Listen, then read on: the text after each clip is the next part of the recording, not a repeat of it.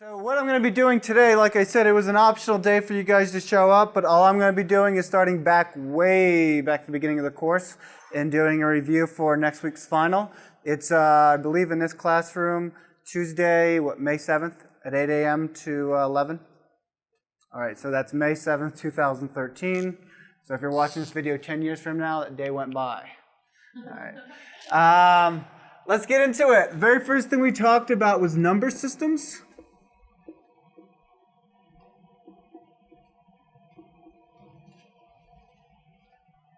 And we basically learned how to count in decimal. So one of the number systems that we studied was something that we're very familiar with, which was the decimal system, or DES. And the decimal number system is based off of 10 symbols, right? And they went from 0 to 9.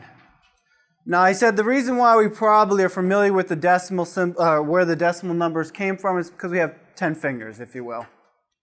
Notice I didn't say from 1 to 10. That becomes important because the first rule in counting was we start with the base. So we go 0, 1, 2, 3, 4, 5, 6, 7, 8, 9. So you use all the symbols in your base once. When you reach the end of your base, what do? Create a new place and roll back to 0. So this rolls to a 0, go to the next column, create a new place, and then roll that, right? In fact, you could have a million places in front of this 0, and it's not going to affect the results. In fact, it makes it really easy for us to bring structure to counting.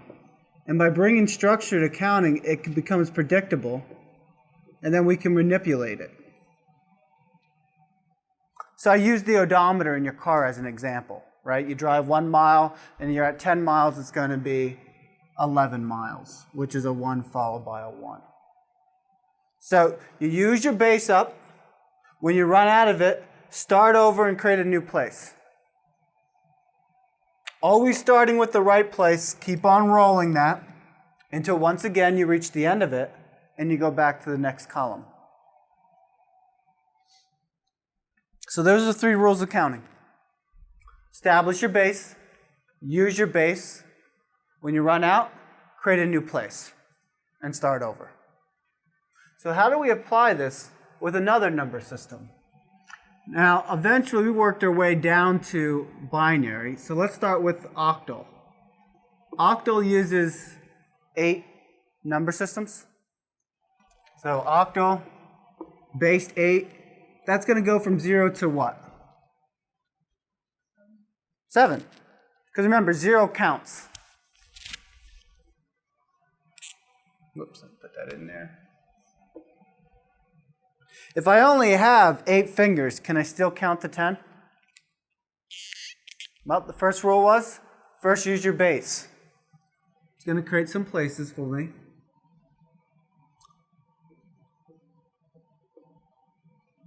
So here I am going through my base.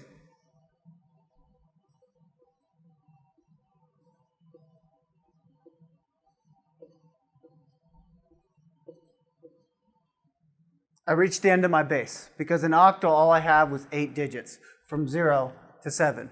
The next rule, go to the next place, right? And roll that 1 time. So now I have a 0, 1, 0. And then I continue rolling this digit until I reach the end of the base again. So it'd go 1, 1, 1, 2, 1, 3, 1, 4. And that repeats, right? You should be able to, counting should be an endless activity, correct? So the number system that we really care about and when it comes to computing is called the binary number system, correct? Binary,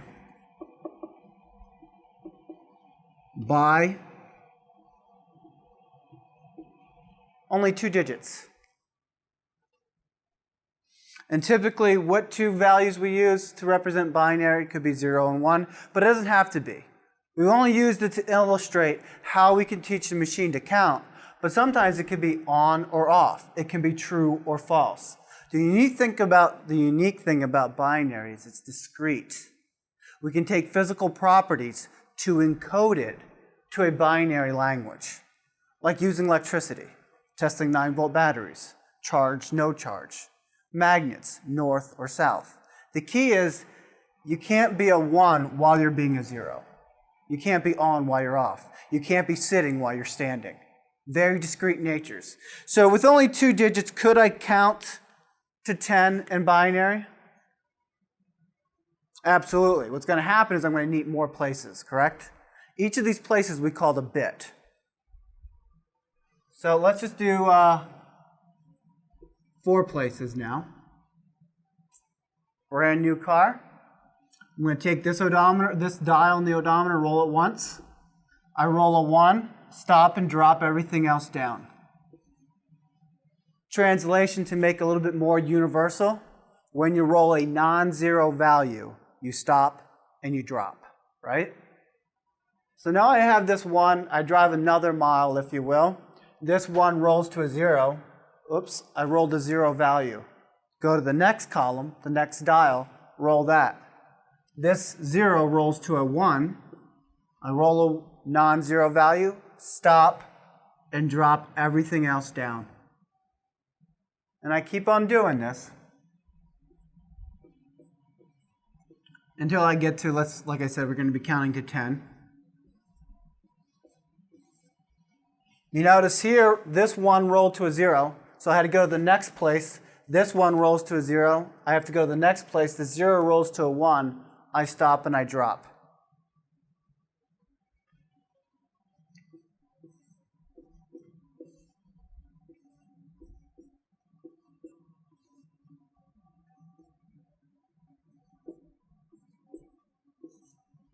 And let's see, 0, 0, 1.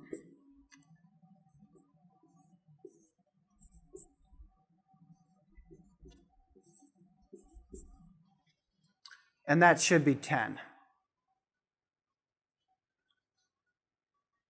I believe on your final, you guys will be asked to count from a particular number to another number. Let's just say hypothetically, I asked you guys in binary to count from 48 decimal. Notice I put the little 10 next to it so you know it's a decimal. To 63 decimal in binary. So either I'll write dec or I'll put a base 10 next to it, one of the subscripts, just showing you the different formats. So does that mean you're basically counting from 0 to 63? Is there a shortcut we could use to jump from 48 to 48 binary? That is there a way I can convert a decimal number into binary?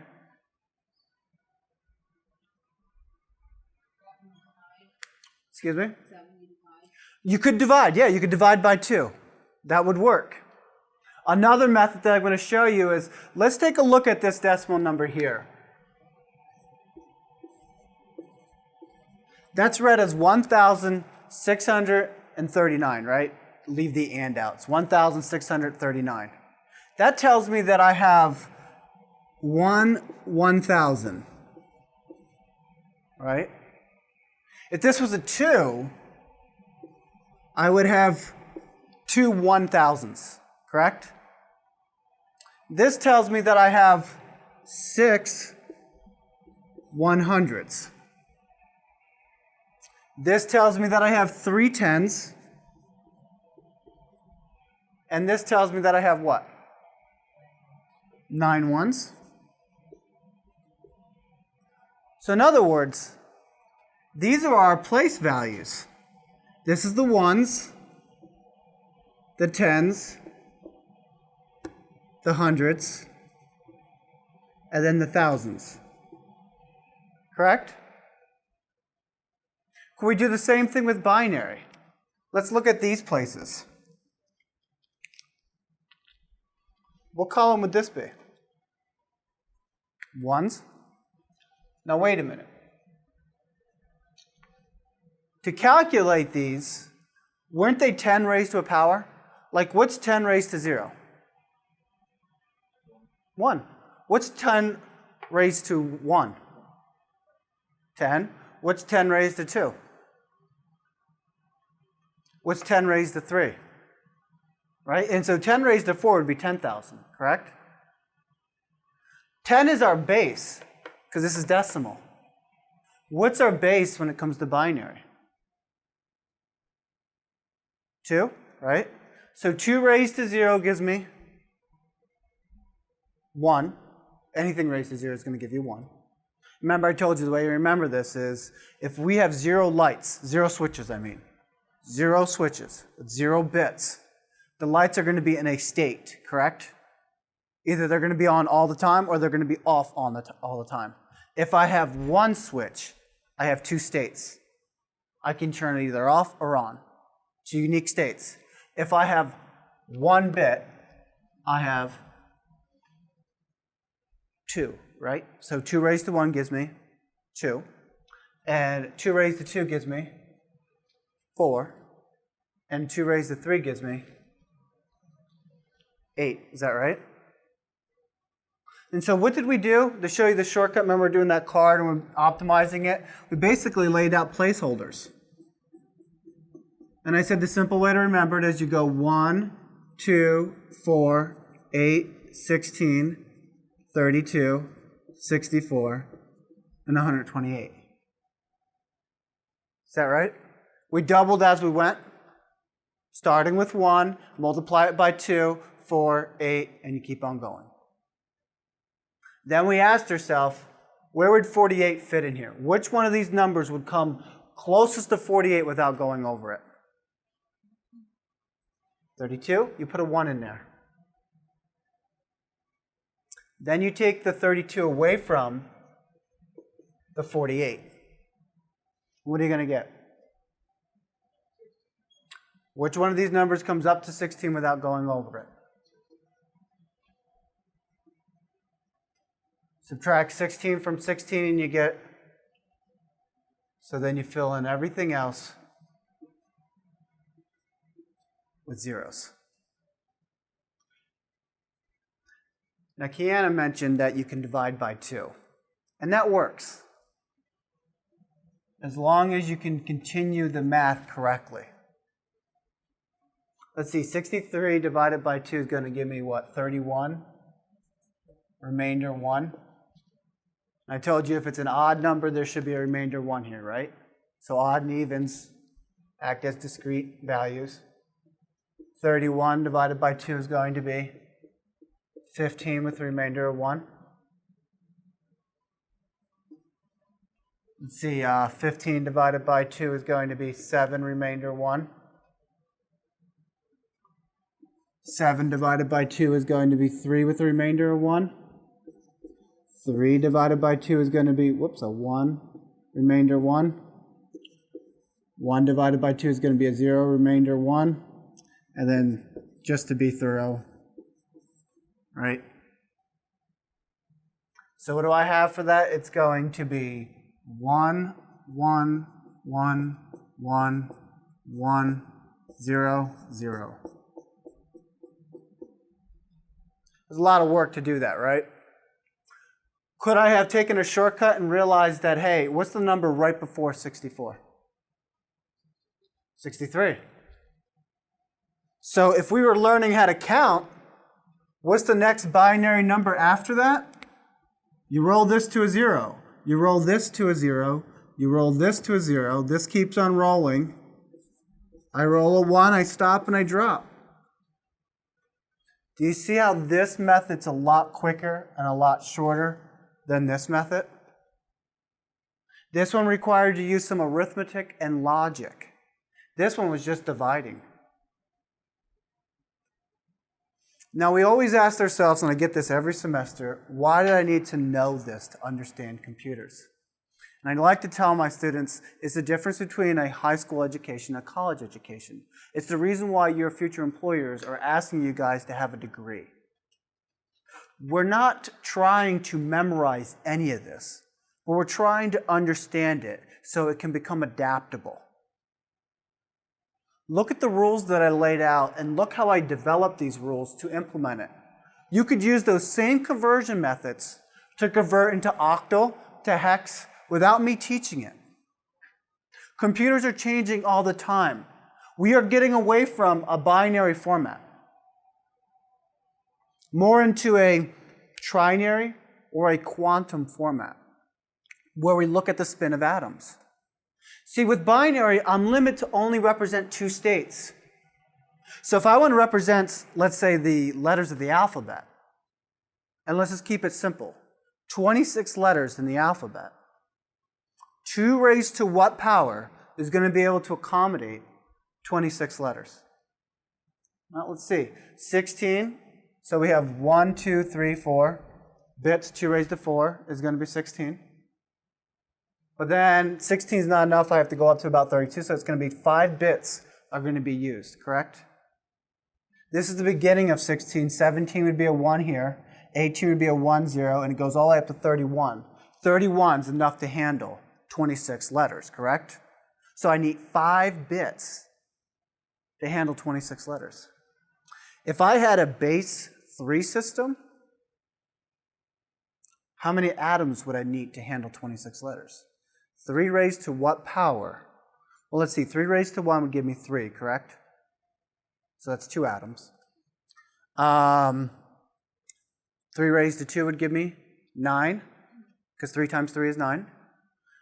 3 raised to 3 would give me 27, right? Because 3 times 3 times 3 is 27. That's enough to handle 26 letters.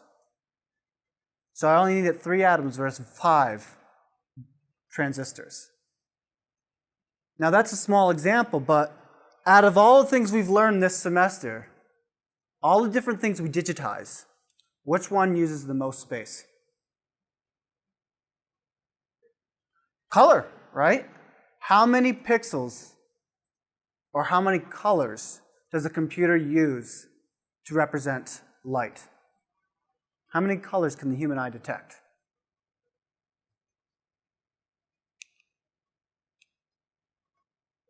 The other way to answer is how many bits are used to represent color? 16.8 million colors is what we can detect. That means 24 bits per pixel, right? So 24 bits per pixel yields 3 bytes. How did I get that? How did I get 3 bytes per pixel? There's 8 bits in a byte. Exactly. Now, why am I making this point? Folks, the next evolution in computing is imaging processing. If we can get that down, and we have a pretty good understanding of it, but the problem is our computers are too slow. Have you guys seen the Google car? Bless you. The one that drives itself. Yeah, and what does it have on top of its roof? It has an antenna for GPS, but that's not what's really up there that's rotating around. Camera. And it's got all these other sensors. And basically, they have a computer in the car that's analyzing these pictures. Now, they say the human eye can detect about 30 frames, 32 frames per second. So we need a computer that can look at 32 images a second and detect what? Change. I'm here right now, but in 1 second, I'm over here. And we've become adaptable over the years, especially in gym class, to like when you're throwing the ball to predict where it's going to be in so many seconds, correct? We drive our cars, we think about that, don't we? We think how long it's going to take us to come to a stop because we see the stop sign up ahead. And we know we're getting close to that stop sign because of why? Stop sign's getting bigger. It's a subtle change, but we take that for granted. Computers can't take that for granted. They have to look at the binary numbers. They have to analyze these binary numbers, these zeros and ones, and look for a change, to look for a pattern. The more zeros and ones that we have to represent something, the more space it's going to take, correct? The more space it takes, the more processing power it's going to be needed. So if we can come up with another system to encode the stuff that you and I take for granted, it should take up less space and be more powerful. Hence, we can start taking computers to the next level, which we're calling artificial intelligence. Cars that can drive themselves. So like I said, this lays down the framework to this whole, what is data versus information? Everything in this class had a connection, had a common theme to it. I taught it this way to make it easier for you guys to understand. The number system was to lay out the groundwork, to grade you guys a formula that you could apply in everything. Let's take that. Look at that binary number. Would that be classified as data or information? Data. So what is the difference between data and information? Do you guys care about those binary numbers? No. Data has to be processed and converted into a useful format that you and I can understand. Data is what a machine understands. It's what a machine uses to store this. And storage comes in all different types, whether it's electronic, electrical, solid state, if you will, magnetic, optical, or even holographic. By using the binary format, we understand that certain things have to be turned on and off, and other things have to be turned maybe north and south, or light or no light. And it makes it nice because we love data because it can be stored. And there's no question about it. There's no arguing with your significant other, no, the weather was wonderful during our vacation. Now it was raining all the time. Well, that was 10 years ago. How would either of you remember that? It's funny how our minds work and how we remember things. And if a song was playing that you haven't heard in 15 years, it might trigger a memory. Or you're walking by a bakery and you smell some fresh cookies, and it'll bring you back to time that you and your grandparents or your grandmother used to make cookies together. Computers, there is no, oh, that smell reminds me of something. It's always going to be zeros and ones. It's always going to be discrete. It's going to be very accurate, but you and I can't see it in that way, so it has to be processed into something that we care about. So we had this this acronym called IPO. What did we use this for? Input, so that's what the I is, so the input. What are we inputting? Now we got to be careful, it gets a little bit tricky here. Because the input can come in many different forms. Commonly it's a keyboard and mouse, right? So naturally we're going to be inputting maybe some info or maybe some data, depending on what type of device it's coming in from. Naturally we like to say data. But I like to leave it open-ended because you look at your keyboard, you see a bunch of letters, right? And you're typing away. Those letters are what you understand. But isn't that keyboard sort of taking that as an interface device between you and the computer? And it's providing the, what? What's this P? Yeah, and that's where things get a little tricky. Because we don't process the info back into info, right? We take the info, we convert it into data to be stored. So we had this little triangle, CPU, storage, and memory. When you enter something into your keyboard, it's probably going directly into memory. And then if you go up the file and choose save, it's going to go from the CPU back down to the storage. So it's permanent, meaning that if the power goes out, you can grab it. Because remember, memory was very volatile. If you lose electricity, you lose whatever you didn't save. So this is interesting. We take the info, we convert it into a data format so we can store it. Then we might want to retrieve it for later purpose. So hence, we're going to take this data and send it, what's the O? Out. Or output as information. Give me some examples of output devices. Monitor. What's it? Monitor? What else? Printer? See, that's this world. You guys are going to be going into the business world, and what is business trying to do? Make money, right? And sometimes the best way to make a whole lot of money is to be innovative, to think outside the box. There are hundreds of companies making monitors. There's hundreds of companies making printers. Hundreds of companies making keyboards and mice. What does that mean about your margin? Profit margins. Yeah. Why do I have to buy from you when I can buy it from Paul down the road or something? So, what are we lacking in technology? So we got the color thing covered, right? We can see the computer can display images for us, which makes it great because when we're designing buildings or whatever, we can simulate this stuff before we actually go and build. So we can see things. Wonderful. We got CGI and makes movies look incredibly real, and they didn't have to actually blow up a building. We can hear things blow up, so we got the sound covered. Think about it. What makes us human?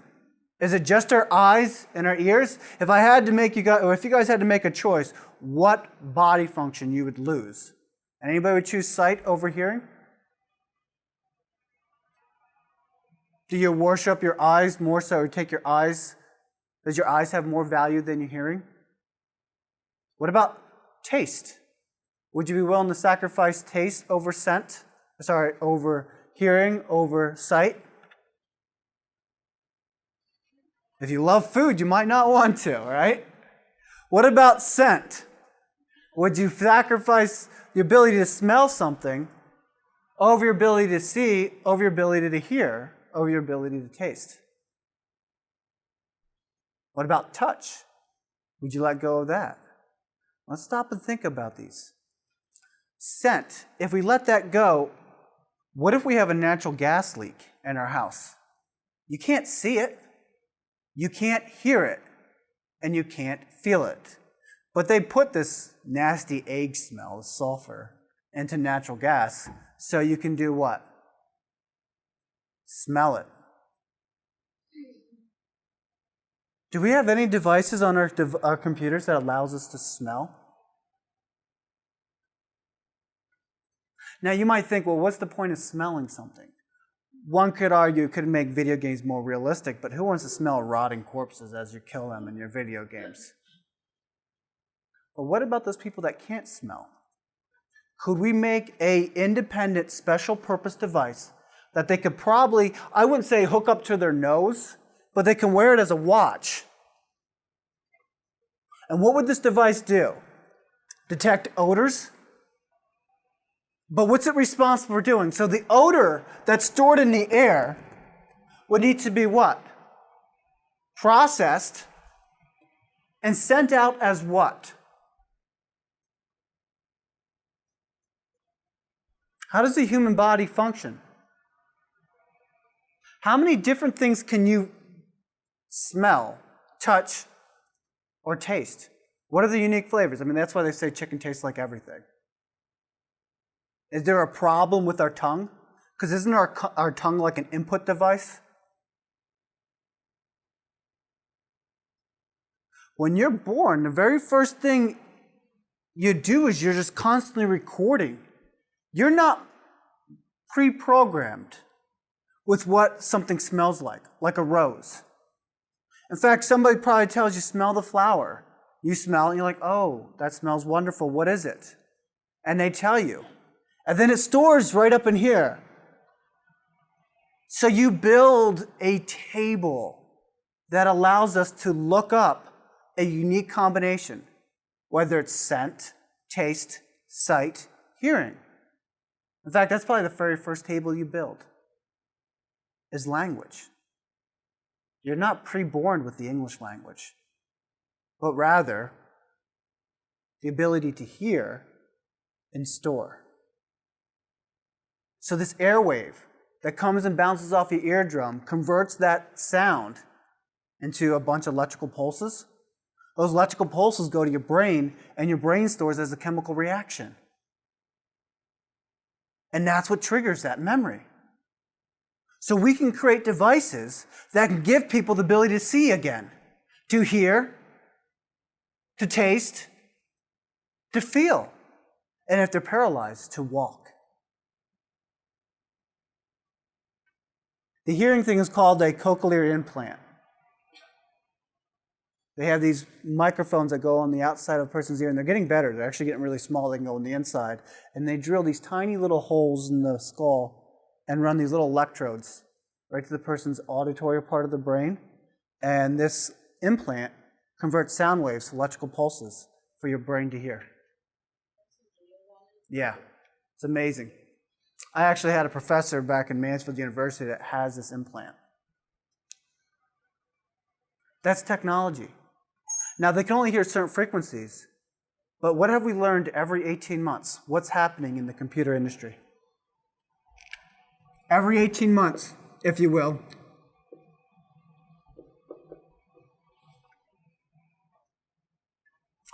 known as Moore's Law.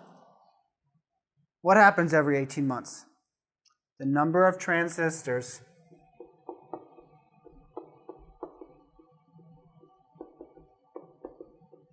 does what? Doubles. Whoop-de-doo. My computer is fast. I have a 10-year-old computer. It does everything I need it to do. I just do a bunch of word processing, browse the internet. Why would I want a processor that has double the number of transistors that they had 18 months ago, about 2 years ago?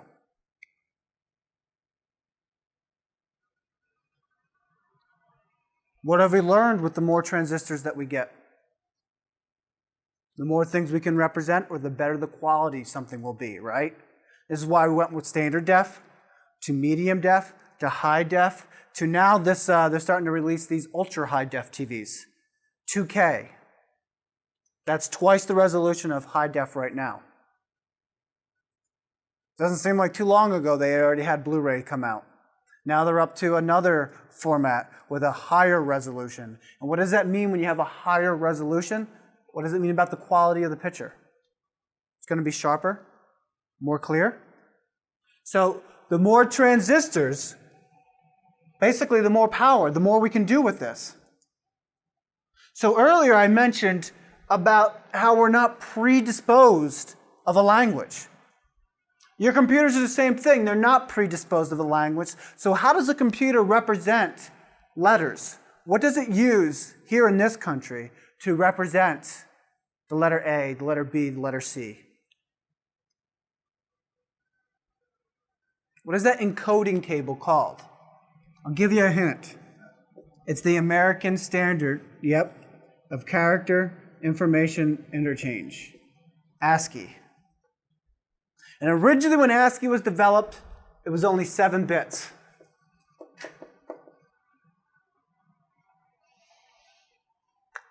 That means 2 raised to 7 gave us 128 letters that could be encoded.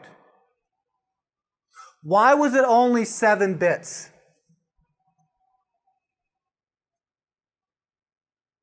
Because back then, it was so hard to get these transistors to become smaller and smaller. It was so hard to get magnets to come closer and closer together without them repelling or changing their states. So we didn't want a whole warehouse full just to hold an extra bit of data. And we thought 128 was more than enough. It handled most of the punctuations, most of the symbols on our keyboard, but it couldn't handle goofy letters like that. So what did we do? As technology evolved, so did our encoding mechanisms. So we have extended ASCII, which is 8 bits, and it became the standard. And this is why there are 8 bits in a byte. We looked at the English symbols, and we recognized that 8 bits is going to be more than enough to encode all the English symbols known to mankind. But we're not the only country that uses computers. So tell me, what encoding mechanism is very popular over the internet because of the internet's global popularity? In fact, to give you a hint, it's universal. It's used by every computer now to represent both past, present, and possibly future characters. What do you guys think? Remember, this is a coding mechanism. Universal.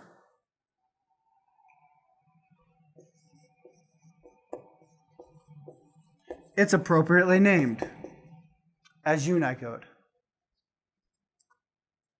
If you said it, you gotta say it loud because I'm telling you, I'm getting old and deaf. What does this allow us to do? This is used for letters, to convert them into numbers, and then the numbers get converted into binary. So it's a lookup table. Every time we press a letter on our keyboard, that's automatically translated for us so that we can use transistors, magnets, or whatever to store it. What other thing can we use, or what else is used to represent light? What do we call that lookup table? You guys told me this table uses 24 bits per pixel.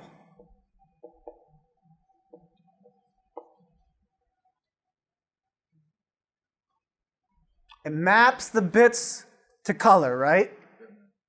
So the coding mechanism using for color or photos is called a bitmap. Now you might say, well, bitmaps are horrible. I like to have my pictures stored as a JPEG, a GIF, or a portable network. What was it? That's right. Damn. It's the end of the semester. They all are built on top of a bitmap. What makes them different? Why might you prefer these other file formats over bitmap? Bitmaps are huge, right? They'll take forever to transport over the internet.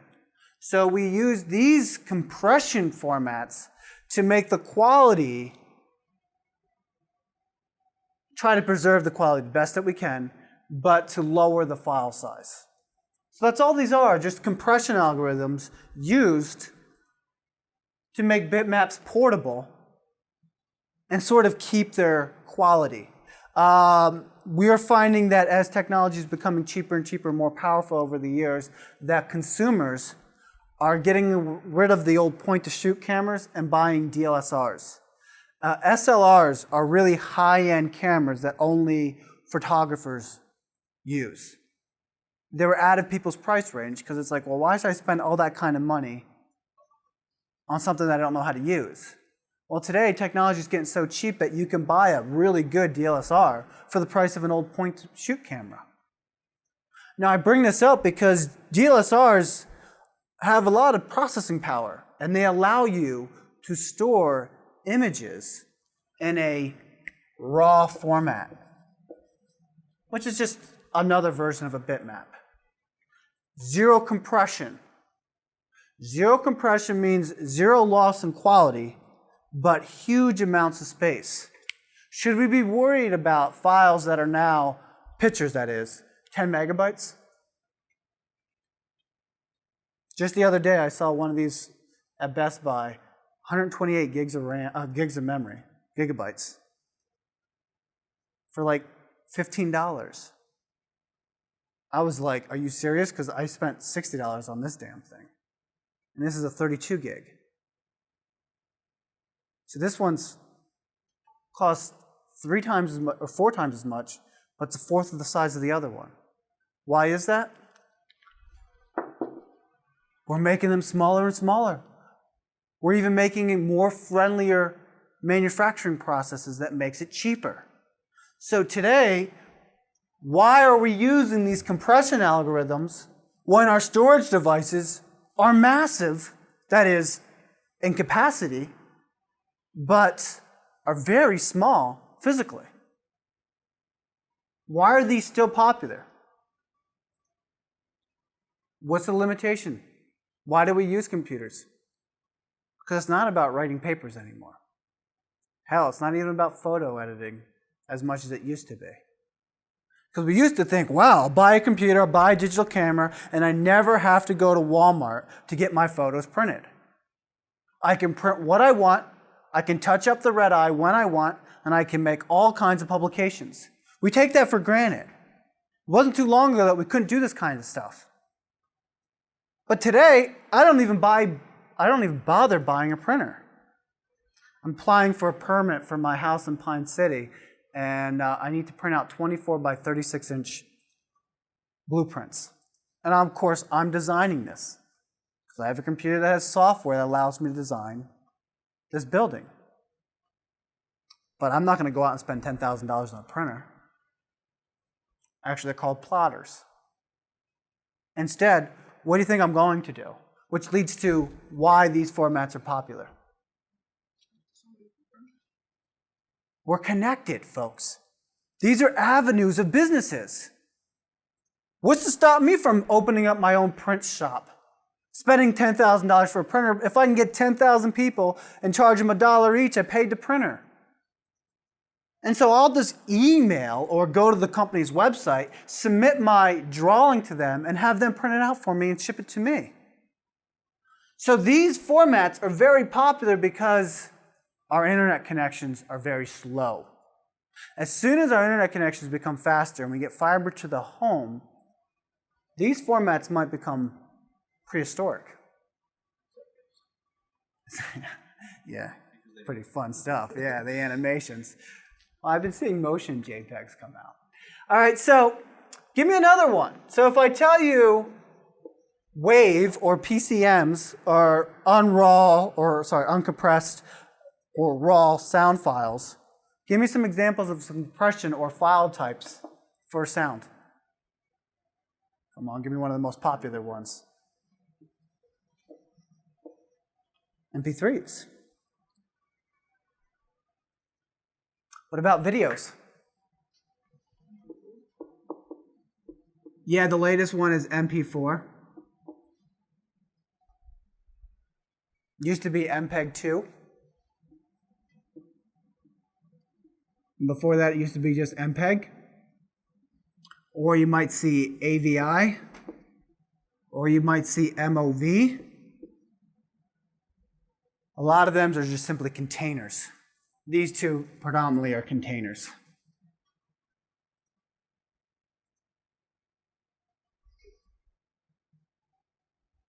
What do we gain with compression? Smaller file sizes, which makes what possible? Us having the ability to stream these formats via our internet connection. And what do we call that? When we start offloading our P, if you will, the processing part of IPO, to the internet, where maybe in the future we rent or borrow PC time. Because we're getting away from the whole throw away computers and buy a new one every year, which can be a real inconvenience, especially when you lose files, to how about I just upload all my videos or all my photos to like Facebook? If your computer goes down, are you worried about that? So what is that concept that we're moving to? What's the new buzz term that we throw everything up on the cloud? And what does that require on our end? Simply just some of this and some of that, right? Mainly as long as we have a keyboard and a mouse and ability to insert like our camera and maybe a monitor or some way to observe the stuff. And probably an internet connection, obviously, if we're going to upload this. So with that being said, what is the most universal port that allows me to plug in I/O devices? Notice I said universal port. USB. Absolutely. What version are we up to now? So USB is the most popular port. It's not the only port, right? I told you about Thunderbolt, Firewire. I even told you about your network interface card. And it's simply a port. What version of USB are we up to?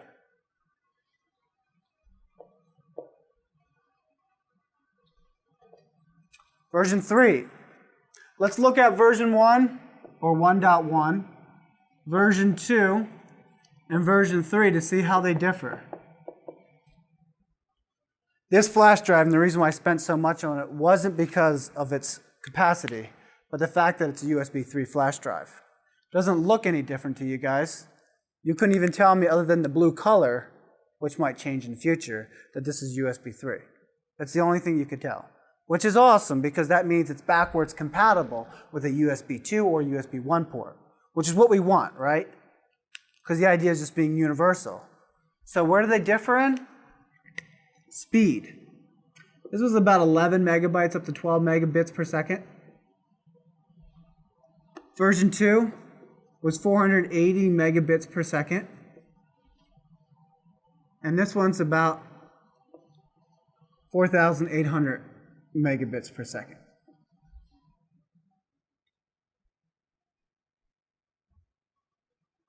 I threw another one out there called Thunderbolt. Does anybody remember how fast Thunderbolt is?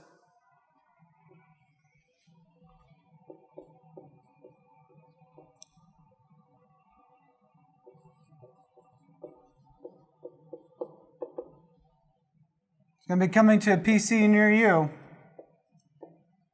It's about twice the speed as USB 3. Now, why is that incredible? Folks, internally, your computer has connections. I mean, after all, we got to connect the memory to the CPU. We also have to connect the storage to these devices. What is the main component, the main board on your computer that allows us to connect these devices internally called? The motherboard. And somewhere on that motherboard, there's going to be a socket for your CPU. And somewhere on that motherboard, there's going to be DIMMs for your memory, as well as some type of connection, commonly now called SATA, a serial connection, for your hard drive. Right now, the fastest SATA connection is 6 gigabits per second.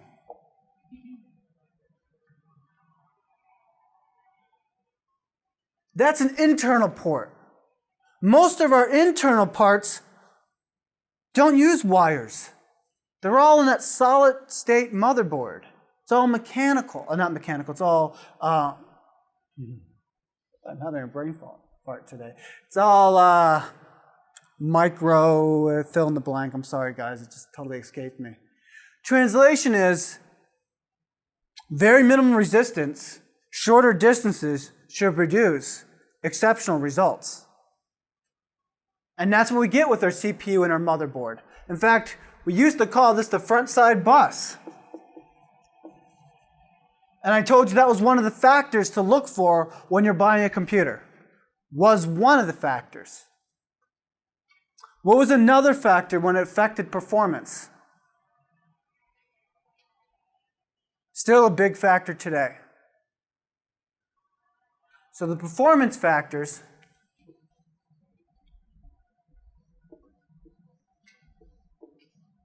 let's see here.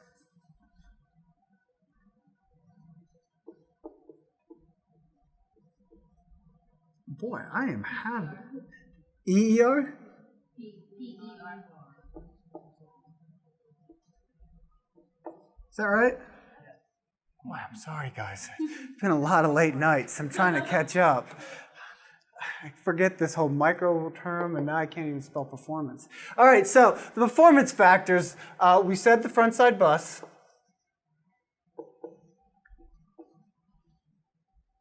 How about this one? We called it the equivalent of like miles per hour.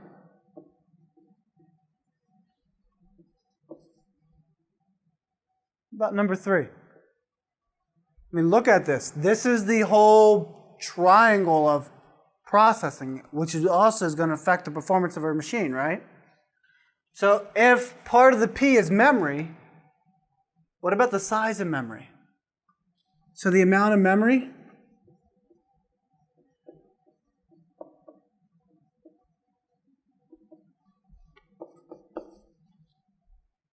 now, memory is sort of like a waiting area from the storage device to RAM to the CPU, right? Isn't there also a little spot on the CPU that is designed to allow the data to flow from memory into the CPU without it waiting out there? So as something frees up on the CPU, memory can keep on loading it in there. In fact, if we look at a CPU, the architecture is simply this. We have the word in question, then we have the control unit, and then we have the ALU. As memory,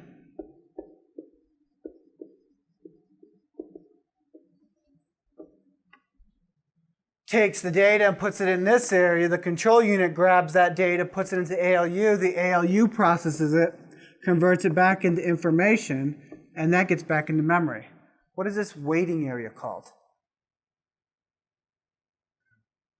This is RAM, memory, or RAM, random access memory. Cache. So obviously, the quicker the CPU can get that stuff out of cache, the longer it'll wait for memory to load it up here. So the more we have here, the easier it is for the CPU to keep up, or the easier it is for the memory to keep up with the CPU, hence minimizing the bottleneck. What's another way to improve performance? So we talked about the front side bus, the clock speed, the amount of memory, cache. What if you had two of these? Two of these right here, which we call cores.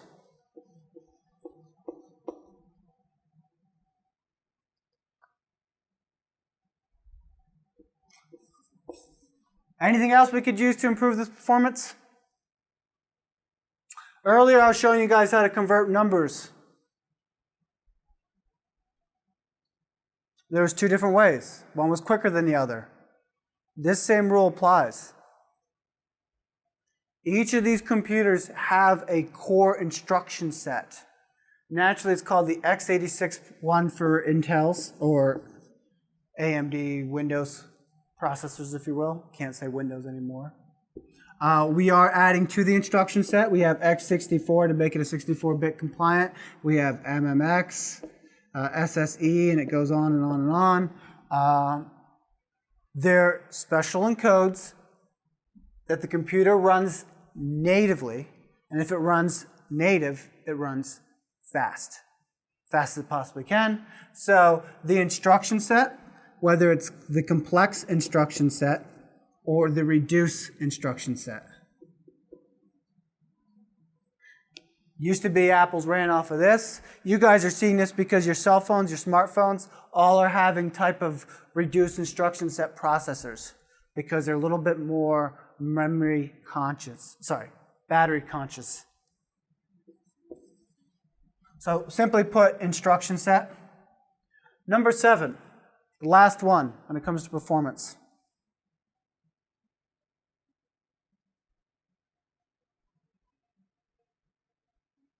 Going back to this P.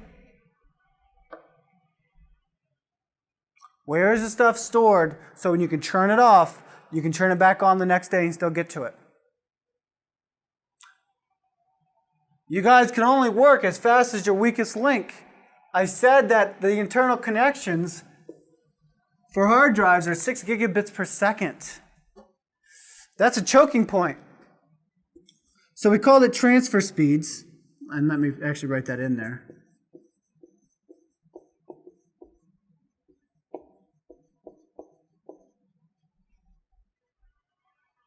How fast we can get the data from storage to memory, from memory to CPU.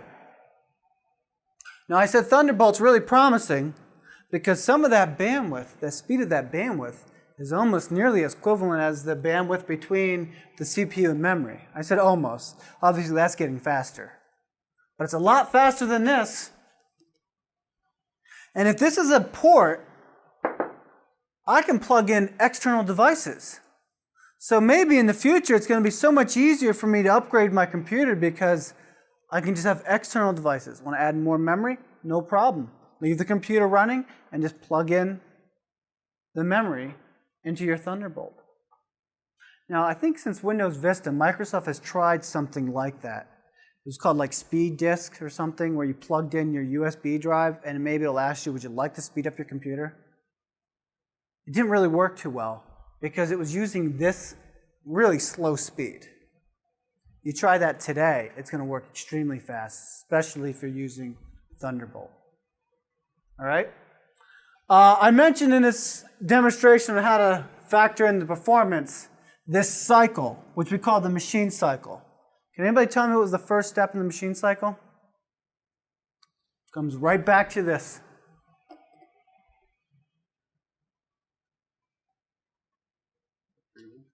Fetching.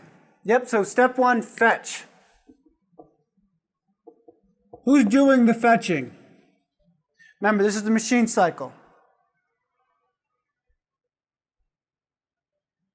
The control unit is going to fetch the data and or instructions. It doesn't know what. It's just going to grab that. It's going to either fetch it from the cache, hopefully it's there, or it's going to fetch it from RAM. Depending on what type of technology you're using, if your processor has what we call a prefetcher, which most of them have, it'll constantly grab from memory and put it in there automatically and predict it. If your processor doesn't have that, your operating system is definitely going to have that. Sometimes it makes great guesses, sometimes it makes poor guesses.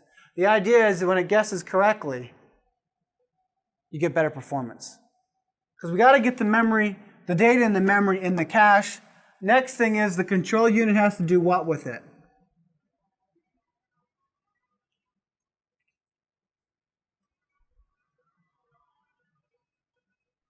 If I hand you guys a potato, raw potato, plucked from the ground, what are you going to do with it?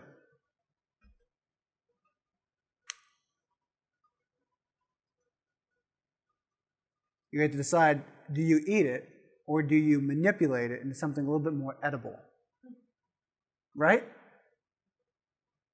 So the control unit is going to have to decode what it just got them fetching.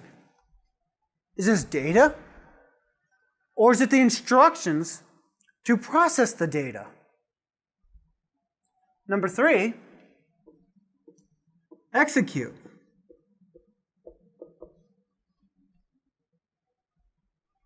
You grab the data, now you grab the instructions, or vice versa. Do what it says it's to do. When you get done, you're going to get a result. What do you do with that result?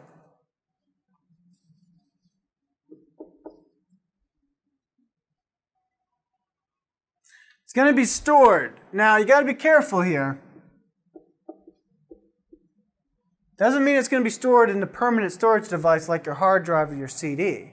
Depends on what the instructions is. It's probably just going to be stored right back into memory.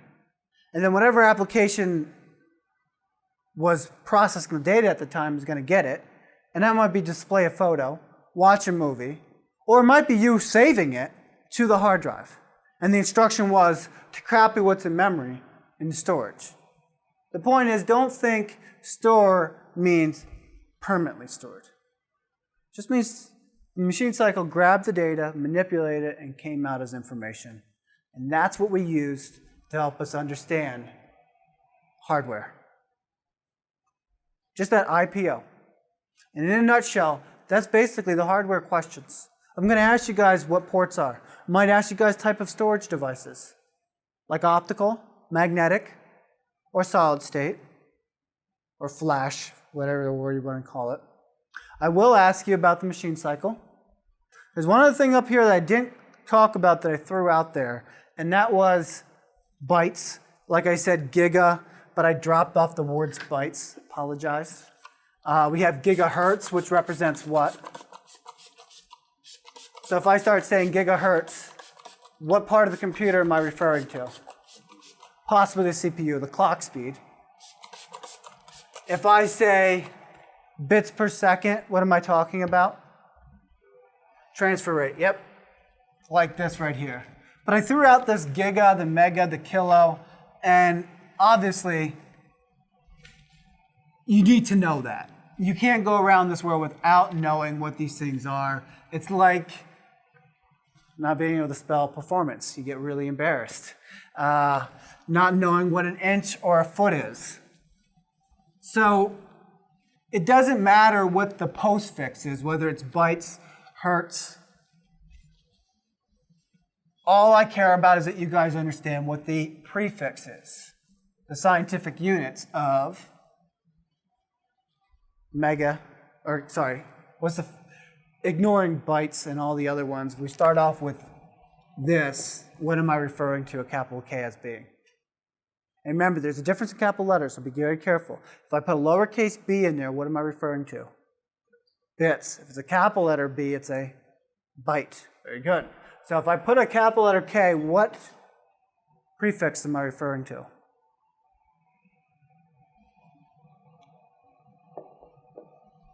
Kilo? And if I say kilobyte, I'm saying it's 1024. Right? Bytes. I don't expect you guys to be that detailed. I do expect you to at least know the order. What's after kilo?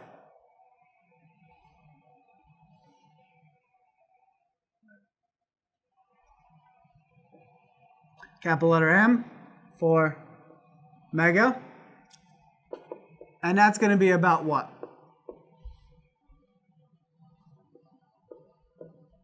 A million? Mega millions? What's after mega? So the unit's going to be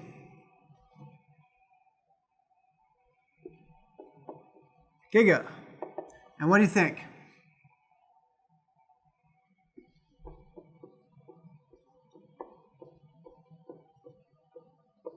A billion? So I'm just adding 3 sets of zeros. Sorry, a set of 3 zeros after each of these. And what's after giga?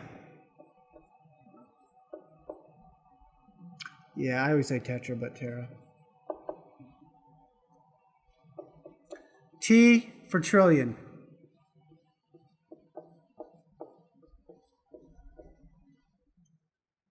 There's one after that, might be extra credit. Can you guys tell me what happened? Well, it goes on and on and on, especially if you're a astrophysicist.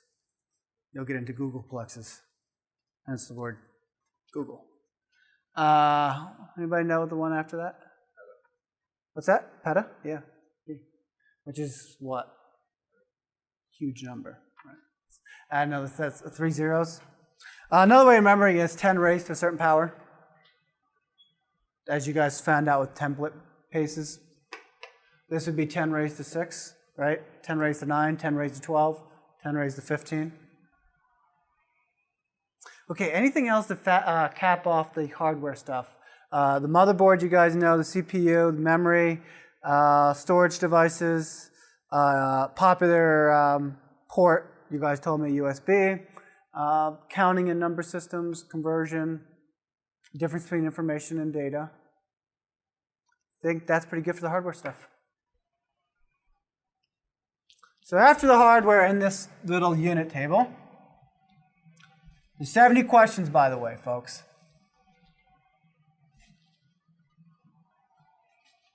We went into software, and I told you software comes in 2 categories. Application and what else? System software. Just like we had IPO to help govern the whole hardware thing, I gave you guys a little piece of artwork to help us understand software, especially system software.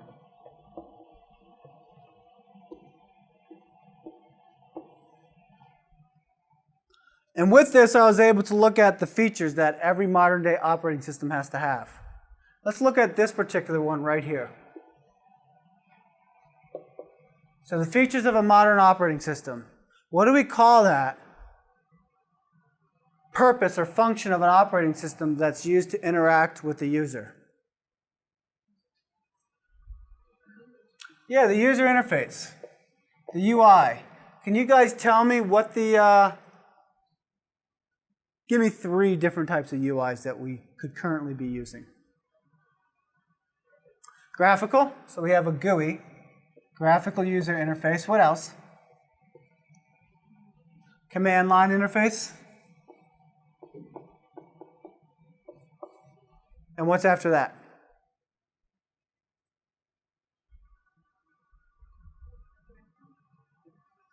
A natural language interface, which might be called a natural user interface because we can consider touch as a natural or voice.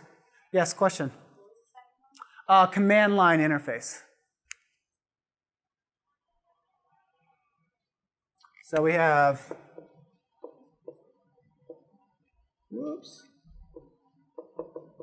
graphical, command, and a natural.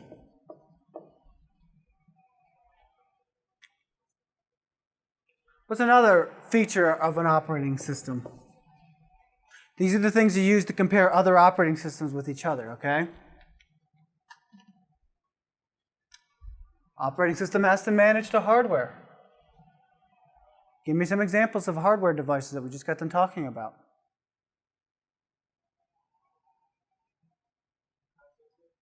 Yeah, it does have to handle this processing units. Can you guys tell me how it handles or manages the processor? This goes back to the laundry. We have a technique called time sharing.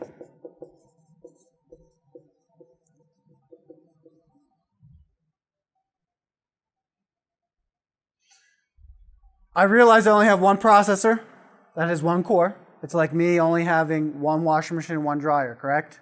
So if I have multiple loads, multiple tasks, I have to share the time. All right? So that would take longer, whereas I could do something else called pipelining.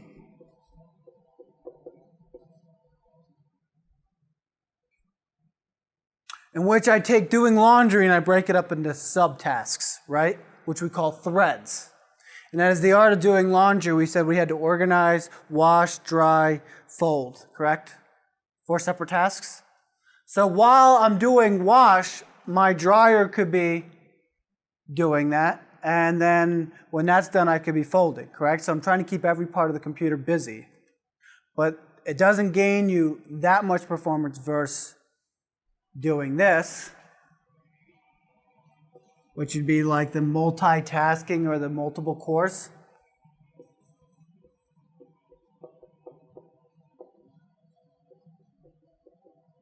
Multitasking, and this would be considered multi-threading instead of pipelining if you want to keep things the same for your memory. And that is if I have more than one washer and dryer.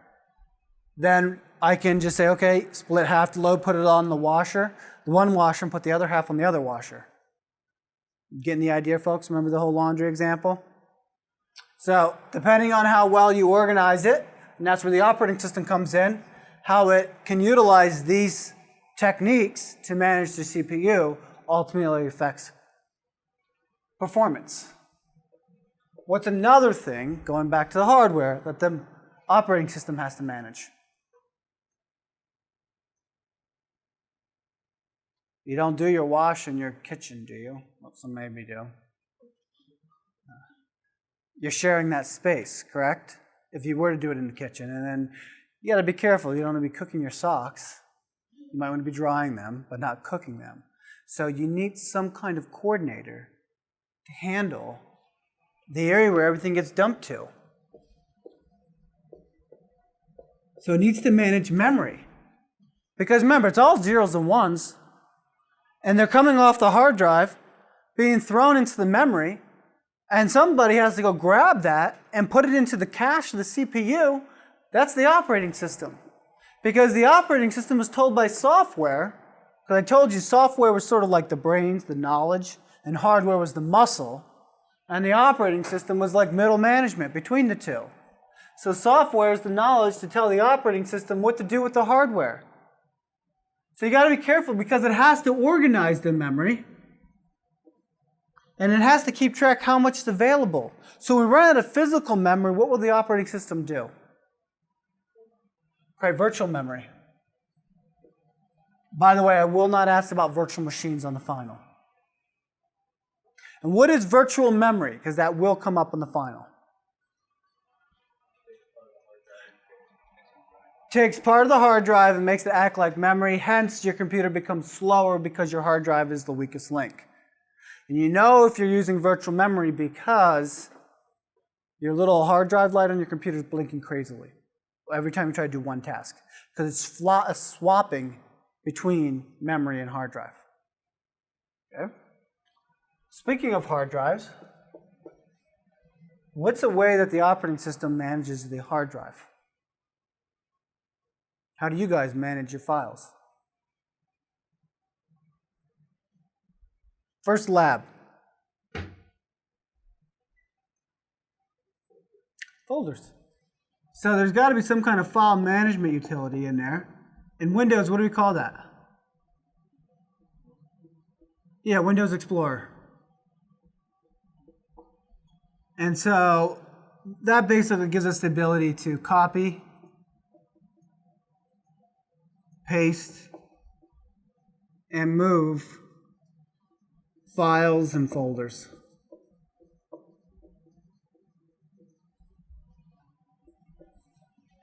Number 5.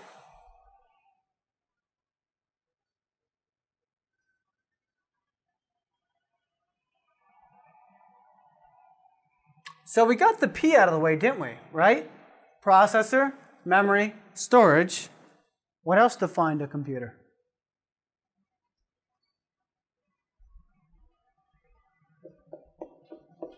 I/O?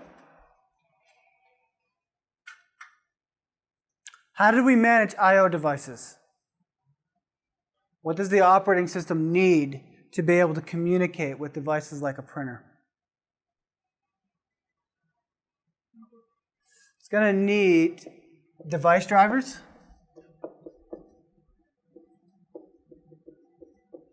or it might use something called plug and play. And that's what made USB so wonderful when it first came out, is that they also implemented this plug and play feature. Which basically meant is that you got generic drivers that knew what a basic keyboard and mouse would do. So if you didn't have the CD to install the right software to use the full potential of your device, it would still function. The left button would do what the left button does, the right button does what the right button normally does. What else must the operating system now manage? I say now because this is becoming quite popular and we can't think of anything else but to add more and more improvements to make our computing experience safer and more enjoyable. It needs to add some network functions. Whether it's the ability to throttle down to increase security by adding firewalls or do stateful packet inspection, the idea is that today's modern computers need at least these 6 basic things. With that being said, what are our options when we go shopping for computers? Excuse me. What are our choices when it comes to operating systems? What's the most popular one? What's the latest version of Windows? Make a note to self, update that answer. Because last year when I gave this final, what was it? 7. So Windows' latest version is now 8. What other choices do we have? Although be it limited to particular hardware. Apple's OS X. Or you could even say iOS, but I'm looking at the desktop platforms. And Apple's OS X, I think the latest version is called Mountain Lion, but more importantly, what makes OS X separate from Windows? Like, why is Windows the most popular? It's not proprietary, it can be installed on, well, I can't say it's portable, but the fact is that it's very accepting for a lot of software and hardware, right? All you simply have to do is get some device drivers and bam, you can plug it in. So they have more choices. And it's manufactured or used by different PC manufacturers, right? So it becomes cheaper better software selection than OS 10. But because of Windows acceptingness, if you will, to take programs written by anybody, or even hardware developed by most people, whether it be a qualified or not, what happens to the stability of Windows? Even its security. Because now you're opening up this operating system so that people can write code, known as software, to be able to utilize it. Well, when you write code, aren't you telling the hardware what to do? So if you give the line, delete operating system, the operating system doesn't care what it says. It gets to the hardware comes back and destroys the operating system. Seems pretty stupid the operating system committed suicide, right? But isn't that what happens? People write viruses. So stability and reliability gets sacrificed in Windows because of its accepting nature, if you will. Which is why Apple's very controlling and has proprietary hardware that will only work with OS 10. It goes through like a whole filtering process. What are the other two? Linux? How does that differ from the other three, or the other two right now? Open source, free.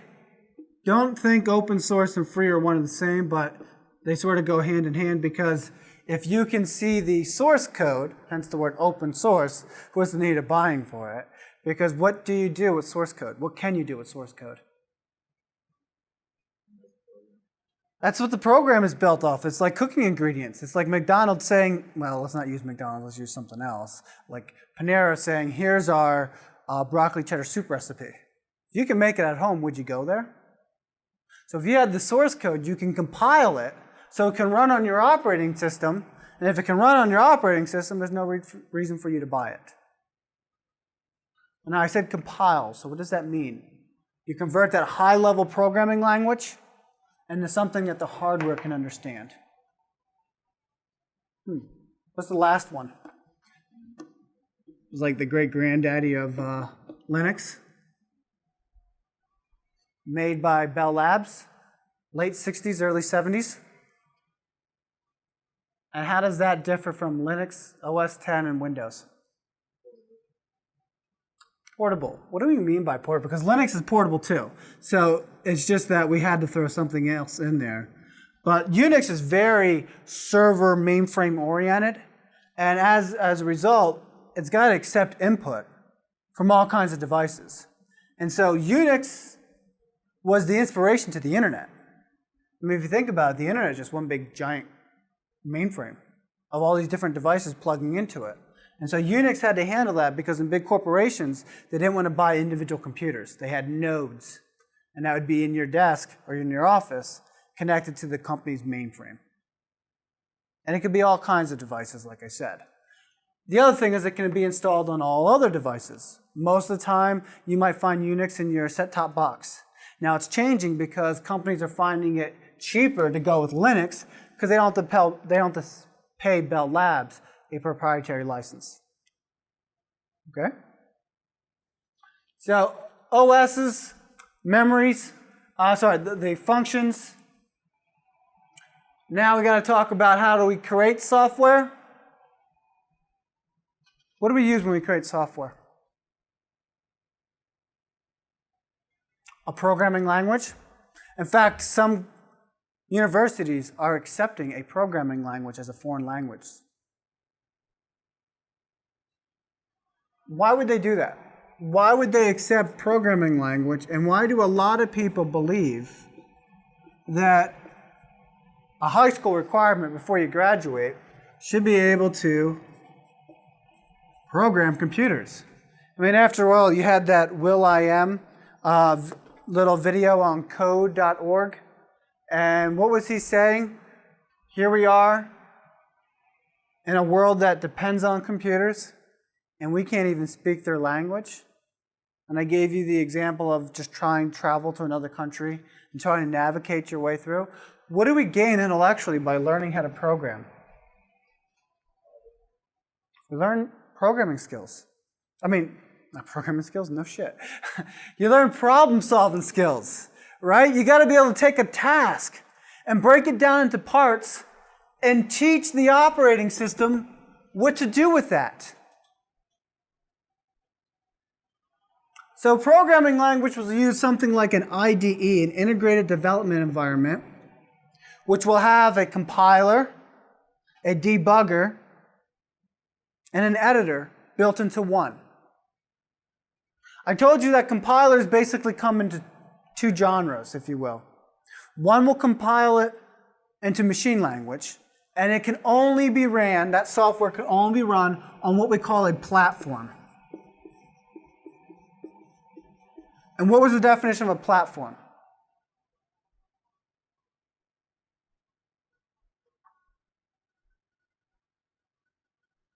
It was the operating system plus the CPU. Think about it. You're compiling the software to run on a particular platform. Software is just instructions to tell the operating system how to manipulate the hardware. If you don't compile it so that it doesn't know about the operating system, it doesn't know how to tell the operating system in its language what to do, and it's not sure if your hardware can do what it's telling it to do. That's like me telling you guys to tell me how far it is to get from here to the moon. If you haven't had an astronomy course or a physics class or a science class that talks about that, how can I expect you to know that? How do I know that you know that? Is I make these little software requirements, system requirements, must have an Intel processor. I might put in a course, a prereq, must have this class before you take that. The other form of compiling is to actually do it using an interpreter, where we don't convert the software to work directly to the operating system, but rather an interpreter, which we call a virtual machine, like Java. And so we write code to work with Java. Java will have you guys download this interpreter. That's a little coffee cup that you get. Certain web pages tell you guys to do this.